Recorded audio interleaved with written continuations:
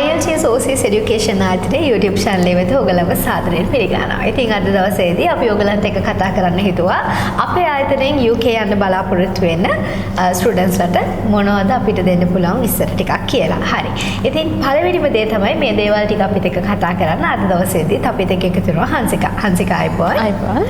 ඉතින් හංසිකා අපිට කියන්න බලන්න UK ස්ටුඩන්ට් වීසා එකක් දාලා යන කෙනෙකුට පළවෙනියට මෙන්න ප්‍රශ්නයක් තමයි මොනවද requirements මොනවද එයාට තියෙන ඕනේ සුදුසුකම් මේ වගේ UK program එකකට apply කරන්න. හරි. UK program ගත්තොත් අපිට diploma levels ඒවට අපි apply කරන්නේ නැහැ සාමාන්‍යයෙන් bachelors and masters. මෙන්න මේ කියන levels දෙකට තමයි අපි apply කරන්නේ. ඉතින් bachelor කරනවා නම් අපිට A level සමත් කෙනෙක් නම් apply කරන්න පුළුවන්. ඒ වගේම ඔයා A levels කරලා results මදි කෙනෙක් නම් ඔයාට මේ foundation එකක් කරන්න පුළුවන්. ඊට පස්සේ ඔයාට UK වලට apply කරන්නත් පුළුවන්. ඉතින් masters apply කරන කෙනෙක් නම් අපිට ඔයාට bachelor එකක් already ලංකාවේ තියෙන කෙනෙක් නම් ඔයාට masters වලට apply කරන්න පුළුවන් UK වල.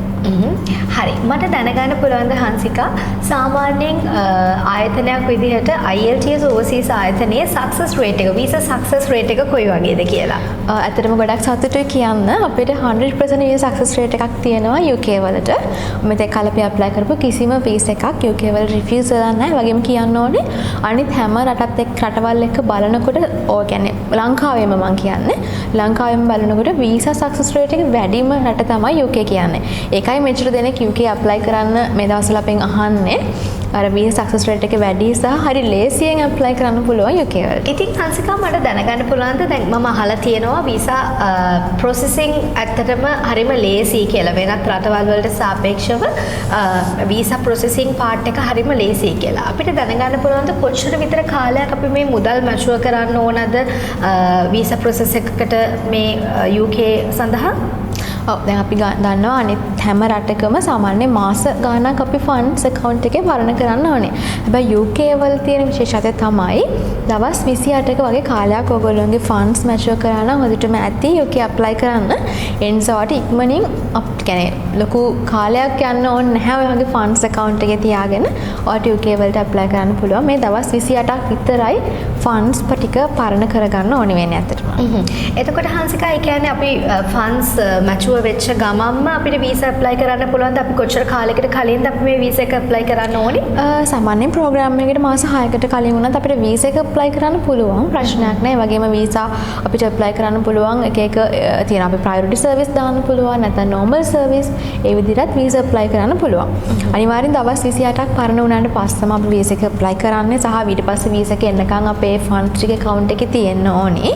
මම අර කිව්වේ දැන් ප්‍රයොරිටි සර්විස් තියනවා කියලා. සාමාන්‍ය ප්‍රයොරිටි සර්විස් වීසා එක apply කරොත් අපිට දවස් 3ක් දවස් 5ක් ඇතුළත visa result එක ගන්න පුළුවන්. ඒ වගේම normal service යනවා නම් දවස් 17ක් දවස් 21ක් වගේ කාලයක් තමයි යන්නේ visa එක එන්න. ඉතින් අපි කැනඩා නිව් සීලන්ත countries ගත්තොත් අපි දන්නවනේ අපිට ටික කාලයක් යනවා කියලා. ඉතින් මාස ගාණක් යනවා. හැබැයි මාස දෙකක් තුනක් ඒ වගේ කාලයක් යනවානේ. හැබැයි UK වලට ඔයාට මාසයක් වගේ කාලයක් ඇතුළත උඩරිම වගේ visa එක ගන්න පුළුවන්. බොහොම හොඳ නිවුස් එකක්. ඉතින් UK වලට visa processing එකත් අමාරු නැහැ. ඒ වගේම තමයි ඉක්මනට වීසා එක එනවා. ඉතින් මම හිතන්නේ ඒක හරිම හොඳයි. විශේෂයෙන්ම ෂෝ මනි එක ගොඩක් කාලයක් තියන්න අවශ්‍ය වෙන්නේ නැහැ. මම හිතන්නේ ඒක තමයි ගොඩක්ම වැදගත් දේ. මොකද නැත්තම් අපේ ස්ටුඩන්ට්ස්ලා ගොඩාක් කාලයක් සල්ලි හිර කරලා තියනවා කියලා කියන්නේ බැංක් accounts වල මේ තියෙන ආර්ථික තත්ත්වෙත් එක්ක හරිම අපහසුයි. ඒක නිසා හරි.